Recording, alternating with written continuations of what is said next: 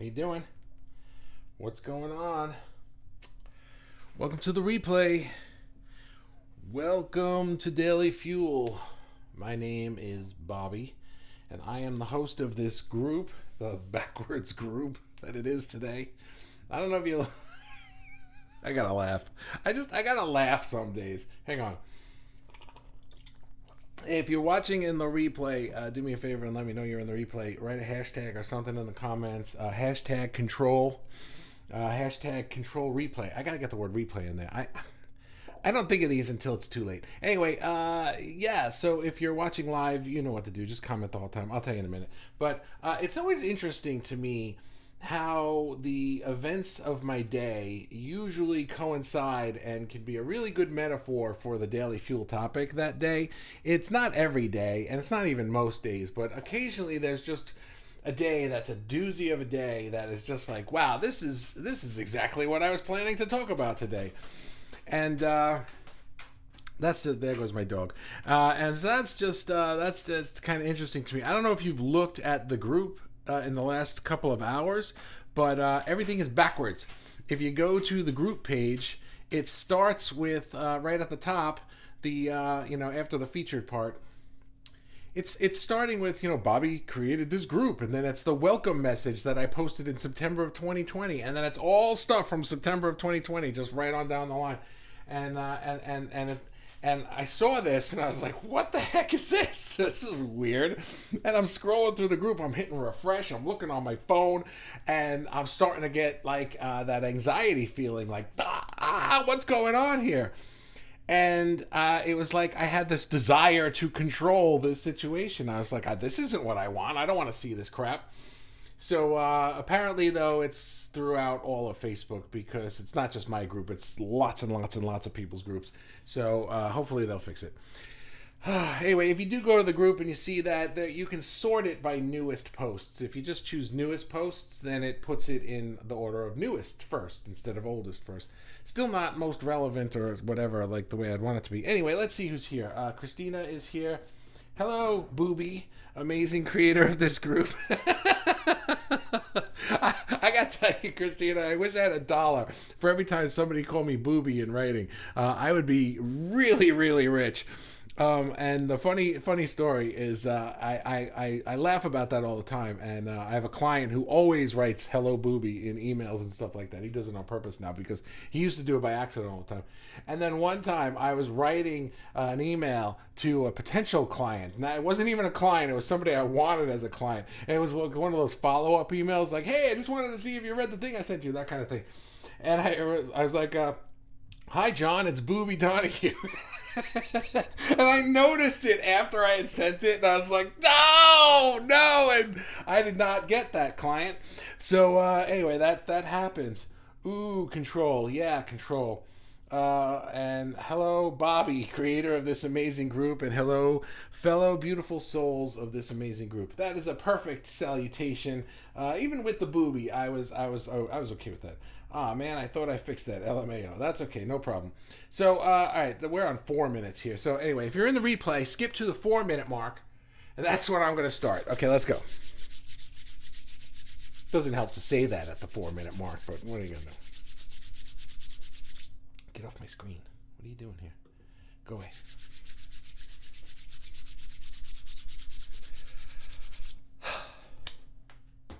The desire for control. Man, don't you just not like it when things aren't going the way you exactly want them to go? It's like I just want to control this. Now today I'm going to be speaking specifically about business stuff, but this applies to anything. It's this you can anything I'm saying about business and money and clients or whatever in this live, you can apply it to relationships, to health, to anything, because let's face it, there's always things that are happening on a day-to-day basis that are not under our control. And your ego just wants to freak out over it. And that's what happened to me today. My ego wanted to freak out about this. Oh my God, the group is backwards and the posts aren't going to show up and you're going to, it's just the ego will drive me right into, business failure from that. Meanwhile, it's probably just a stupid glitch that they're going to fix by tonight. And if they don't, who cares? We'll figure it out. It's not the end of the world. So But in business and in life, we want growth and we want things on a day-to-day basis to go smoothly, because our ego thinks if we are having a day that isn't going smoothly, that means life is falling apart. And that's what I think the desire for control kind of stems from, is that we don't care that, wow, from 4 years ago to today, I've been on this upward trajectory. That doesn't matter to me. From this morning to this afternoon, I was having a shitty day. That means my life sucks. And that's kind of what it feels like. So here are my 3 things about this. Number 1 is, I just said it, we're using the wrong measuring stick. So a measuring stick, by the way, is something that people used to use in the olden days. They'd literally have like a stick in school. You know, the teachers would have them, a yardstick or a meter stick or something, or a measuring stick, if you will. And but it's also a metaphor for how we measure success, how we measure anything. And for many of us in business, we use dollar signs, you know, money in, as a good measuring stick. How much money did I make today or this week or this month or whatever time frame you use? So we think that money coming in, or a new client, or sales, or the cash register ka-chinging, or whatever, we think that that means growth. It means good. It means we're moving forward. This is what I want to see. It's what I want to hear. You know, when I get a PayPal payment, when somebody buys my shit, my phone alerts me that I got a PayPal payment, and it makes that boop boop sound, right? I love that sound. My brain has gotten conditioned to be happy when I hear that sound. I'm like Pavlov's dog when I hear that sound, because it means a good thing happened. And if I don't hear that sound, that means a bad thing happened? I don't think so, except that that's how it feels on these certain days. So we think that getting money in, or getting the sale, or getting the contract signed, or getting the whatever. And again, you can apply this to things outside of business. You know, like the person you like said hi to me today, or the whatever. I can't think. I'm very business focused today, so I'm just gonna stick to it. You figure out your own things today. We think that growth is good, and that when the measuring stick is showing improvement in this very limited time frame that we give it today, that means everything's going great. But that also means that if we're not seeing the measuring stick showing improvement, if my phone does not go boopity boop, that means that things are going bad, you know? And so our emotions go up and down with this. It fluctuates a bit. I'm skipping ahead a little bit. So what we want to do is we want to use emotions as the measuring stick. That's my point for number 1, is we use money in, or the sales made, or whatever, as the measuring stick to see if business is going smoothly. But really what we want to do is use our emotions as the measuring stick, because we can't control the money in. We can't control if somebody buys the thing today or tomorrow or ever, but we can control our emotions. We can control how we feel in the moment.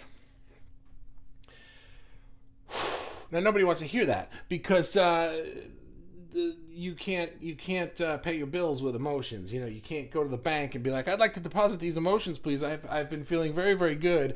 I think you should just, what's the conversion rate on happiness to dollars these days? They'll be like, it's 0. Get the fuck out of the bank. You know, so nobody wants to hear that. You know, because it's not practical, and you can't explain that to people. Wow, how's your business going? Oh, it's going great. Yeah? How much money did you make? None.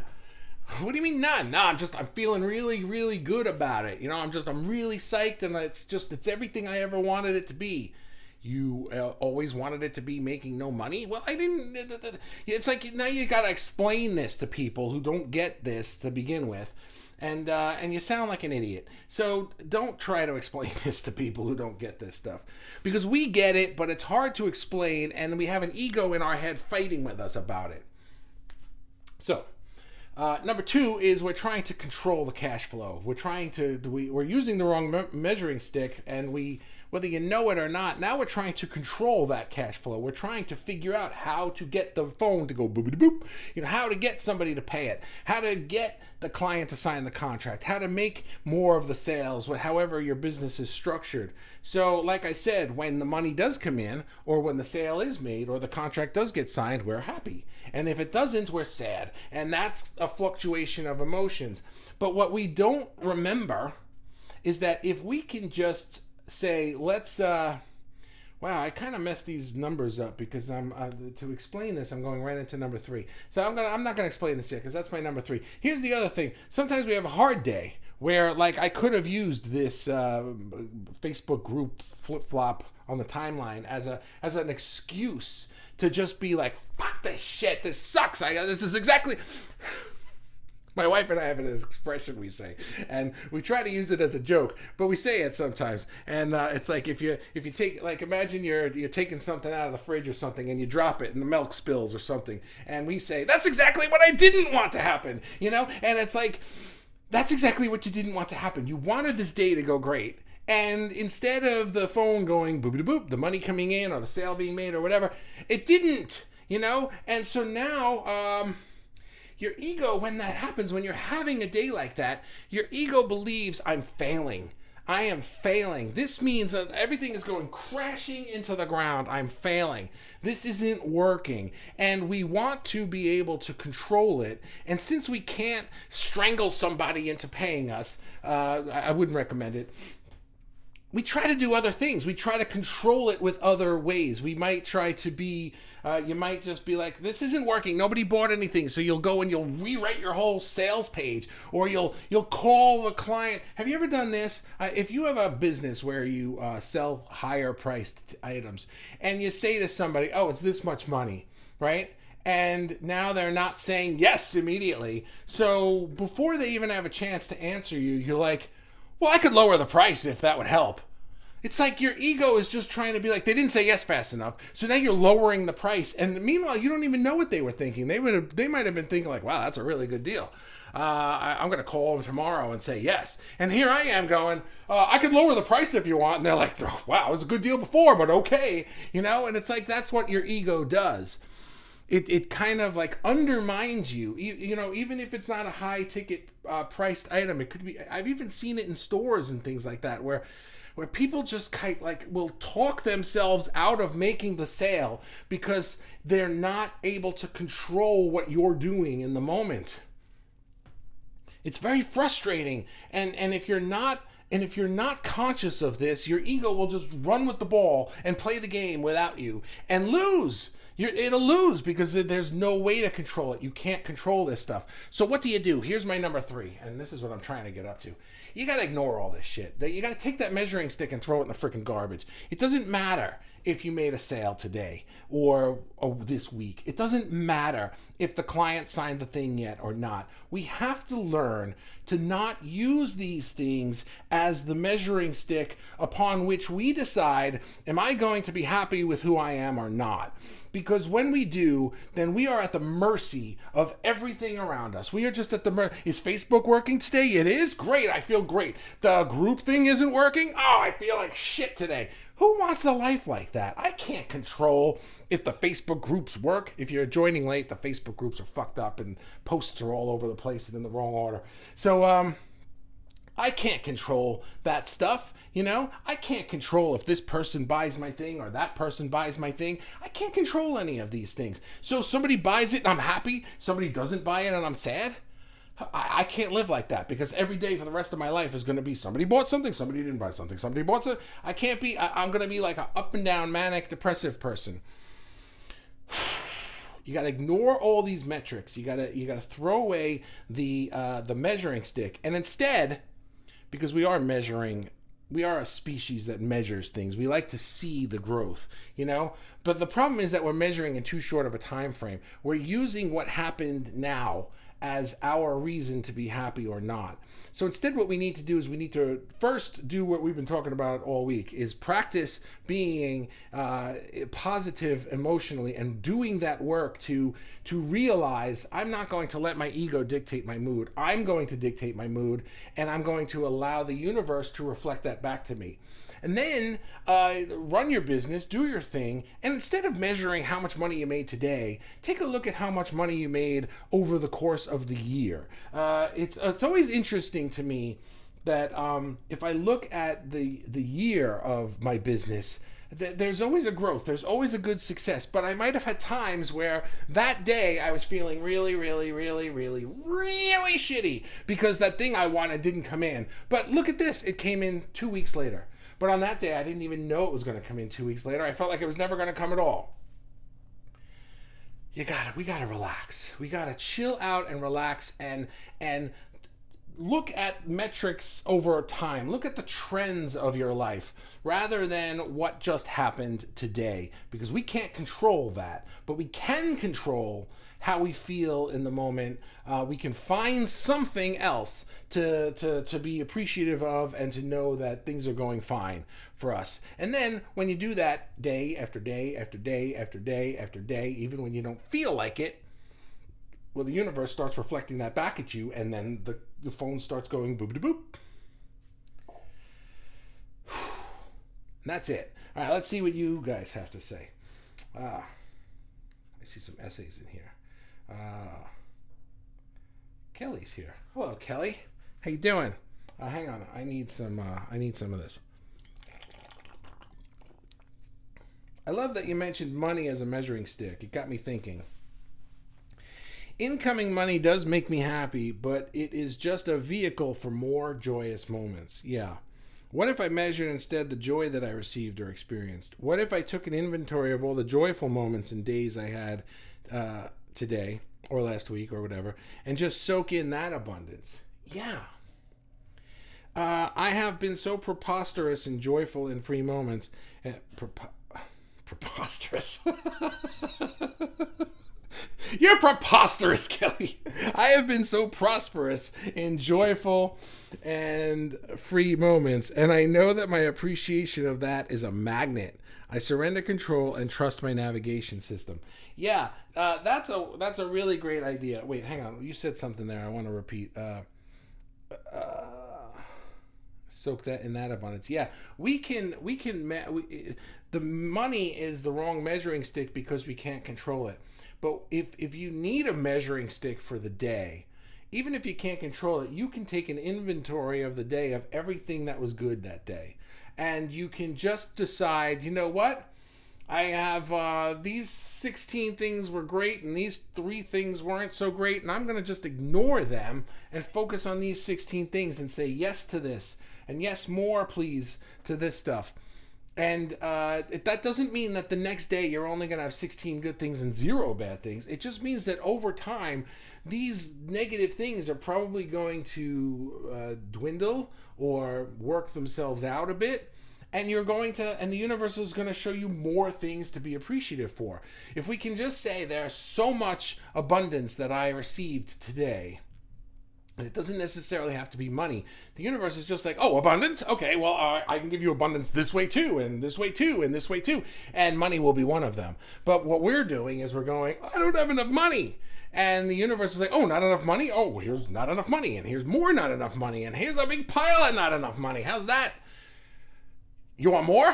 And you're like, no! And it gives you more because we're constantly looking at that.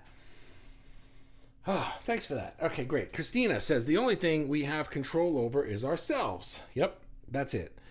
In everything. I had to learn that. It helps me let go of anxiety. If I don't sell a painting or if it takes me a long time to finish a project, I have to constantly remind myself that I can't control anything other than myself. It helps me keep accountable for my actions, and it allows me to stay in a more positive mood. That's really good point. I'm going to tell you a story. I've told this story before on Daily Fuel, but they get lost. So when I started my career, I was in a sales training course, and they used to have this thing called the Attitude and Behavior Journal, where you could, they suggested you take a journal, some kind of book. No, it could just be a notebook. It doesn't really matter what it is. And but a book is good because you can look back, right? Rather than just writing on scrap paper and throwing it away. I got to get to the point. So, I'm babbling today. So anyway, the Attitude and Behavior Journal. The idea was to check your attitude and before you start your day, and just be like to write like what you wanted your attitude to be. I want to feel I want to notice abundance in my day, something like that, or I just want to find things to be appreciative of. And then the behavior was the things you can control about yourself that you were going to do. So because this was a sales training course, and they were teaching us about cold calling or contacting clients and stuff like that, they were explaining that you can control how many times you pick up your phone and dial, right? I mean, we don't dial anymore. We press call Joe. But you know what I'm saying. So how many times do you pick up the phone and dial? You cannot control if they answer. You can't control if you get through to the person you want to talk to. You can't control if you do leave them a voicemail, if they'll call you back. You can't control if you do even get them on the phone, if they'll talk to you long enough to hear your thing, or if they'll say yes or say no. You can't control shit. The only thing you can control is if you will pick up the phone and dial. So instead of saying I'm gonna make 3 appointments today, because you can't control whether or not anybody will give you an appointment today, the thing was to say I'm going to make 10 phone calls today, right? Because that's all you can control. So you make your 10 phone calls. So I used to do this. I used to make my 10 phone calls, and this was my frog, by the way, because I hated making these calls. So I would wake up, I'd get to work, and I'd make my 10 phone calls, and then the rest of the day, the idea was you can be comfortable in the knowledge that you did the behaviors that you can control. Well, then the story goes that there was a salesman who did his 10 phone calls that day and was just really beating up on himself because he couldn't get through to anybody. And then finally on the 10th call, he got through to somebody and they said no, and he was just like, this is it. And his ego went ballistic. And he was just like, I'm failing. I suck at this, blah, blah, blah, blah, blah, blah. Well, the next day he wakes up, he does it again. He's working through it, and he's feeling a little better. He's got his ups, he's got his downs. And one day he gets a phone call. Somebody calls him. I didn't know my phone made this sound. Wow, hello. I can answer phones. So he takes the call, and it's somebody that he had called that was interested and makes a purchase. So he made a sale, and he's like, wow, this is great. So he looks in his behavior journal, and because he remembers that he had called this person, and he says, wow, on April 10th, I called this person and left a voicemail, and I never heard from them until today. But he also notes that on April 10th, he remembers that was the day that his ego went ballistic and he was worried that he was a failure. But he made a sale that day. He just didn't know he made the sale that day until today, because the person finally got around to calling back. Sorry, I was on vacation when you called, but I really want to work with you, blah, blah, blah. Right? And that's how it goes. That's just how it goes sometimes. You do the behavior, but what we do is we just stop doing that behavior. I made the calls today, I make the calls the next day, and then finally on the third day, I'm just like, I just made 30 calls and got 0 people on the phone. You know what? This doesn't work. I'm not doing it anymore. So we stop. But if you keep doing it, I'm not suggesting you make cold calls. I'm just saying if we keep doing whatever the behavior is and we don't allow the results that day to dictate whether we're happy or not, just be happy in the fact that you did what you were supposed to do and continue to do it day after day after day after day. I can control this, I will do this. I can control this, I will do this. Eventually, it will catch up with you. I hope that made sense.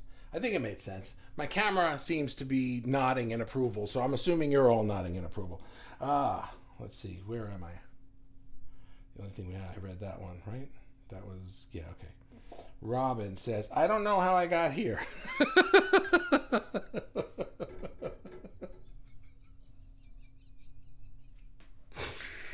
Oh, Robin. I don't know how I got here, but I hope I'm in the real live now. It's Thursday. Yeah, Robin, this is the live. But hello, Bobby, and hi to everyone as well. Yeah, I know. It's Facebook. The feeds in some groups are messed up. I meant to say mood. What? What did you say? I don't know. What did I say? It's stay in a more positive move. The right there. You meant to say mood, right? Yeah, okay. Okay, you meant to say mood. It's like keeping accountability for our own emotional regulation instead of letting outside forces be in charge of how we feel. Not allowing ourselves to be codependent on others. Yeah, that's another thing. It doesn't have to be money. It could be people, right? This person's in a good mood, so I'm in a good mood. This person's treating me like shit today, so I feel like shit. And we can do that too. We can use external things as the measuring stick, the gauge upon which we decide whether I'm going to be happy or not.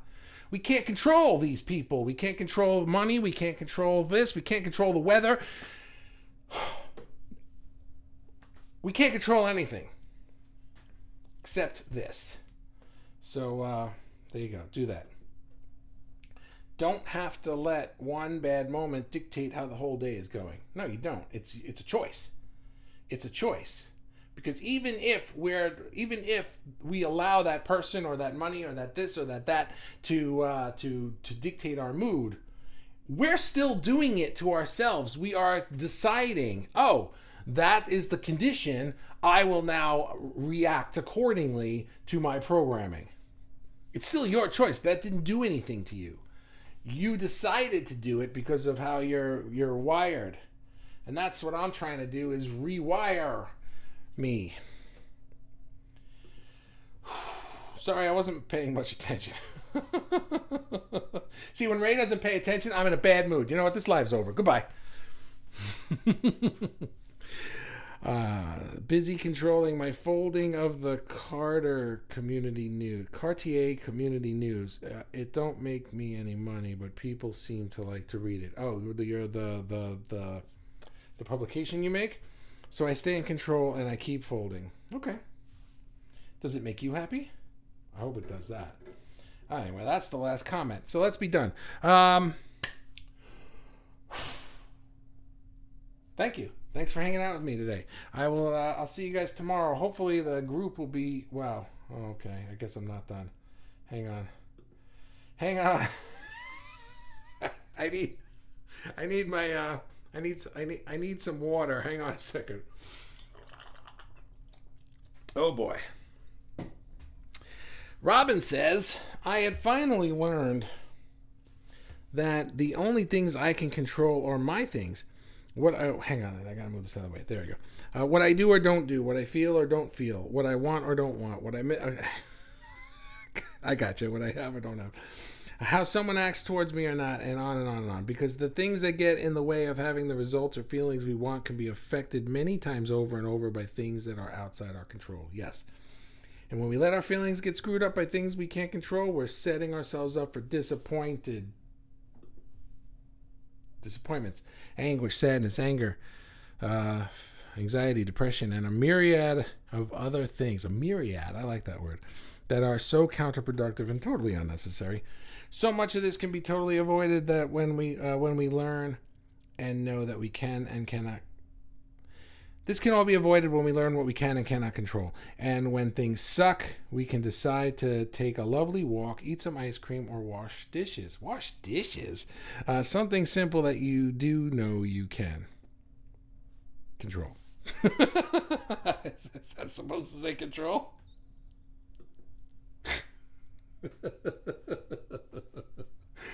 Okay, very good.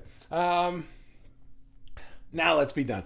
Okay, I will see you guys tomorrow. Yeah, you're right, Robin. Because actually, I like what you said at the end there. Go if you're feeling like things are out of your control, and your ego is just like, I need to control something. Well, then go do a behavior that you can control. Whether that's, I'm going to do this because this will make me feel better in the moment, or I'm going to do this behavior because I know this will move things forward for me. But yeah, there's always something you can do, even if it's nothing. It could even be like, I just have to stop doing anything and relax and just sit here and veg out, read a book, watch TV, go to sleep, take a nap, take a walk, washing dishes. Robin says, washing dishes always took me out of feeling helpless. Well, then that's perfect. Yeah, that's perfect. You know, I've never liked washing dishes, but I have different experiences behind that. So clearly do whatever it is. Don't worry about what anyone else thinks about it. You know, it really worked for me. That's great. It really did. Okay, I believe you. For me. Ray apparently really wants the booby prize today. Some days it's the paper. Some days the paper drives me up a wall. Some days it's other things. Learning that I can't control much is not comforting, but necessary. Yeah, I understand that it's not comforting. but I think it's not comforting to your ego because your ego is insisting that it control. But what I'm trying to learn is that we actually are in control when we give up control. That it seems counterintuitive, but we can control what's coming our way when we stop trying to get it right now. And it's a hard pill to swallow, but when you do, things get a lot easier. And that's what I'm saying, and I'm sticking to it. Christina says, I agree with the washing dishes, Robin. Helps get the frustration out. Great. Then do it. Come to my house and wash dishes. I don't like doing I do the dishes mostly in my house, and I don't enjoy it. And we always had a joke when I was growing up because there were three of us, three kids. I was the oldest of three kids, and I had a brother and a youngest sister. My sister was the baby of the family. And so we took turns doing dishes every night, and one of us would clear the table, and one of us would do the dishes, and one of us would dry. But somehow or another, my sister, the baby of the family, had homework every night. Like, oh, I can't do it tonight. I have homework. So my brother and I had to do the dishes like every night, and usually me. And let's pretend it was always me. He's not here. So, yeah, it was always me, right? Neither one of them did the dishes. So, it just became... And now I do the dishes here. But my wife does all the cooking. So, it's kind of we trade off the work. But I don't like doing dishes. So, I don't know why, but it always works for me. Probably it gives me the feeling of not being able to accomplish anything. But when they're clean, I can see the statement was not true. Yeah, because it's a chore that you know you can do. And when you're done, you've accomplished something that is immediate and tangible. So good for you. And look who's here. Hello. This is in perfect timing too. I was explaining to someone a couple hours ago that I art and clean to pretend I have control over something in my life. Yeah. Art is the same way. You know if you're going to do a piece of art that's in your wheelhouse, you know you're going to do this. You know you got this. So that's something we can control. So yeah, Karina, thanks for that. That's a good point at the very end. And you swooped in and stole the booby prize from everybody. So I'm going to end it right there. Thanks very much, everyone. I'll see you tomorrow. Have a wonderful night or day or whatever the hell it is by you. And that's it. Bye.